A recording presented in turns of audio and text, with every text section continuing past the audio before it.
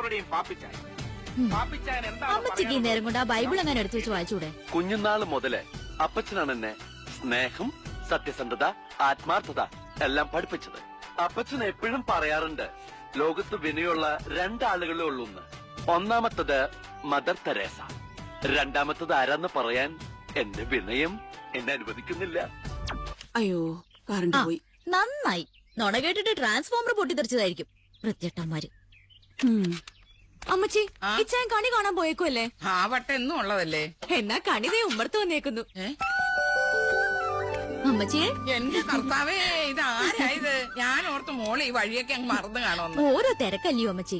ഇപ്പൊ തന്നെ ദേ എന്റെ ഒരു കൂട്ടുകാരിയുടെ മനസ്സമ്മതത്തിന് അവളുടെ വീട്ടിലൊന്ന് പോയി മുഖം കാണിച്ചേച്ച് വരുന്ന വരവാ. നമ്മുടെ തോട്ടുങ്കല്ലേ മേരി കൊച്ചിന്റെ മോടെ അല്ലയോ? അതെ. ഇവിടുന്നും പോകാനിരിക്കുവാ. അപ്പൊ ഇത്രയും അടുത്ത് വരെ വന്നിട്ട് ഇവിടെ ഒന്ന് കേറാതെ പോയാ അമ്മച്ചി എന്നെ കൊല്ലില്ലേ?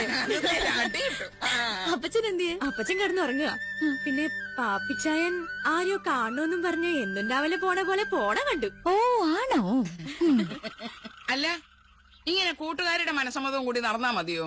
മോക്ക് ഒരു മനസ്സമ്മതവും കല്യാണവും ഒക്കെ വേണ്ടായോ? ആ, വീട്ടിൽ അമ്മച്ചി ഇത് തന്നെ പറച്ചില്. ഓരോ ദിവസം ആലോചനയും കാര്യങ്ങളുമായിട്ട് ശങ്കരൻ ചേട്ടൻ വരാറുണ്ട്. ഇവിടെ അതെ, പാപ്പിച്ചായനെ കൊണ്ട് കെട്ടിക്കാനുള്ള ഓരോ പരിപാടികളൊക്കെ പെട്ടെന്ന് വേണം അമ്മച്ചി.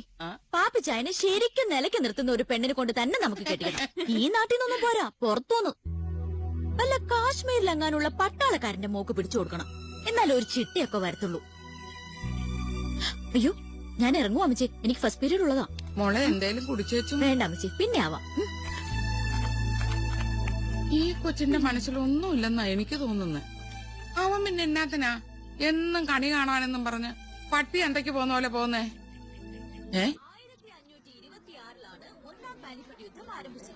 അക്കാലത്ത് ഇന്ത്യയിലെത്തിയ ബാബറും അന്നത്തെ ഭരണാധികാരിയായിരുന്ന ഇബ്രാഹിം ലോധിയും തമ്മിൽ. വിജീഷേ, സ്റ്റാർട്ടപ്പ്. ഒന്നാം പാനിപ്പട്ട് യുദ്ധത്തിൽ ബാബറിന്റെ എതിരാളി ആരായിരുന്നു? ഒരേ ക്ലാസ്സിൽ തന്നെ ഇത് എത്ര വർഷമായി വിജീഷേ? തനിക്ക് നാണാവില്ലേ? എന്താ, തനിക്ക് സുഖമില്ലേ? സുരേഷ് എന്താ കിടക്കുന്നേ? എന്തു പറ്റി? അവന് തലവേദന. രണ്ടുപേർക്കും ഒരുമിച്ച് സുഖമില്ലേ? എന്താ തന്റെ നാക്ക് കൊഴിഞ്ഞിരിക്കുന്നേ? ടീച്ചറെ, അവർ രണ്ടുപേരും ചാരായം കുടിച്ച് പൂസായിരിക്കാ. ചാരായോ? ഇതങ്ങനെ വിട്ടുകളയാൻ പറ്റത്തില്ല മാഷേ. ഇതിപ്പോ ബസ് സ്റ്റാൻഡിലോ റെയിൽവേ സ്റ്റേഷനിലോ സിനിമാ തിയേറ്ററിലോ ചായക്കടയിലോ അല്ല. കുട്ടികൾക്ക് വിദ്യ പറഞ്ഞു കൊടുക്കുന്ന ഒരു സരസ്വതി ക്ഷേത്രത്തിലാ. ക്ലാസ് എടുത്തോണ്ടിരിക്കുമ്പോ ഇത്തിരി ഇല്ലാത്ത പിള്ളേരും മദ്യപിച്ച് ബോധമില്ലാണ്ടിരിക്കുക. അവരെ പഠിപ്പിക്കുന്ന ഞങ്ങളുടെ മാനസികാവസ്ഥ മാഷ് ഒന്ന് മനസ്സിലാക്കണം. ഓക്കെ, ശരിയാ ടീച്ചറെ. പക്ഷെ ഞാൻ എന്നാ ചെയ്യാനാ? ഈ സ്കൂള് നടത്തുന്നതും തൊട്ടപ്പുറത്തെ പറമ്പിൽ ചാരായം പാറ്റുന്നതും നിരപ്പേൽ മത്തായിച്ചനും പാപ്പിയാണെന്ന് പരസ്യമായിട്ടുള്ള രഹസ്യമാ.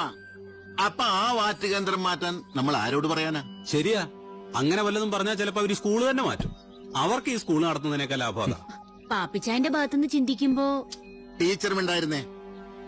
എന്നായാലും ഞാൻ മത്തായിച്ചനായിട്ടൊന്ന് സംസാരിക്കാം. എവിടെ ഒന്നും സംസാരിക്കത്തില്ലെന്നേ. ഈ രാജപ്പമാഷ അവരുടെ ഇറമുളിയാ. ഓ, എന്നാത്തിനായിട്ട് മാഷിനെ പറയുന്നത്? ഒരു ക്ലാസ്സിൽ 3 കൊല്ലായി തോറ്റു കിടക്കുന്നവനൊക്കെ എന്നതേലും തോന്നിയാസം കാണിച്ചെന്ന് വെച്ച് അവനെയൊക്കെ TC കൊടുത്ത് പറഞ്ഞു വിടണം. മറ്റന്നാ വെച്ചിരിക്കുന്ന PTA മീറ്റിംഗിൽ ഞാനിത് ഇഷ്യൂ ആക്കും. ഇതിപ്പോ ഈ സ്കൂളിന്റെ മാത്രം പ്രശ്നമല്ല ടീച്ചറെ, നാടിന്റെ മൊത്തം പ്രശ്നമാ. നിരപ്പേക്കാർ എന്നാ ചെയ്താലും ചോദിക്കാനും പറയാനും ആരും ഇല്ല എന്നുള്ള തോന്നലുകൊണ്ടാ ഇതൊക്കെ ചെയ്യുന്നത്. അതെ, ഈ നാട്ടിൽ അവരുടെ സമ്പ്രദായങ്ങൾക്ക് ഒരു മാറ്റം വരേണ്ട സമയമൊക്കെ കഴിഞ്ഞു. അതിന് നമ്മളിവിടെ കുറച്ചുപേര് സമരം ചെയ്തുകൊണ്ടോ PTA മീറ്റിംഗ് കൂടിയതുകൊണ്ടോ ഒരു കാര്യമില്ല. പ്രതികരിക്കാൻ അധികാരം വേണം.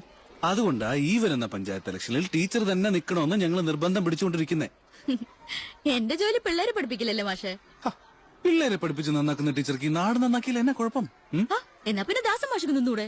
അയ്യോ, ഒന്നാമത് ഞാൻ ഈ നാട്ടുകാരനല്ല. പിന്നെ ടീച്ചർക്ക് ഈ നാട്ടിൽ കിട്ടുന്ന ജനപിന്തുണ വേറെ ആർക്കും കിട്ടത്തില്ല. ആ ടീച്ചറെ, ഇവരതും ഇതൊക്കെ പറയും. ഇലക്ഷന് നിന്നാ എതിർ സ്ഥാനാർത്ഥി പാപ്പിച്ചായനാ ഉള്ള ജോലിയും കൂടി പോകും. ഇലക്ഷന് നിൽക്കണമെങ്കിൽ ജോലി രാജിവെക്കണം. ഇതിപ്പോ എയ്ഡഡ് സ്കൂൾ ആയതുകൊണ്ട് ലോങ് ലീവ് എടുത്താൽ മതി. അതുകൊണ്ട് ആ പേടിപ്പിക്കൽ വേണ്ട ടീച്ചറെ. ഞാൻ പറയാനുള്ളത് പറഞ്ഞു. അല്ല, സ്കൂളിന്റെ പ്രശ്നത്തിൽ തുടങ്ങി ഇലക്ഷന് വേണ്ടി എന്നെ ലീവ് എടുപ്പിക്കുന്ന സ്ഥലം വരെ എത്തിയോ കാര്യങ്ങള്? തമാശയാക്കല്ലേ ടീച്ചറെ, ഞങ്ങള് കാര്യമായിട്ടാ. ടീച്ചർ ആലോചിച്ച് വളരെ പോസിറ്റീവായിട്ടൊരു മറുപടി തരാം. ഒന്ന് ചുമ്മാ ഇരി മാഷേ.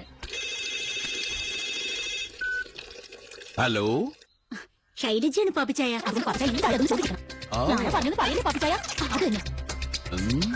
കുട്ടാപ്പി വണ്ടി അടക്കടാ.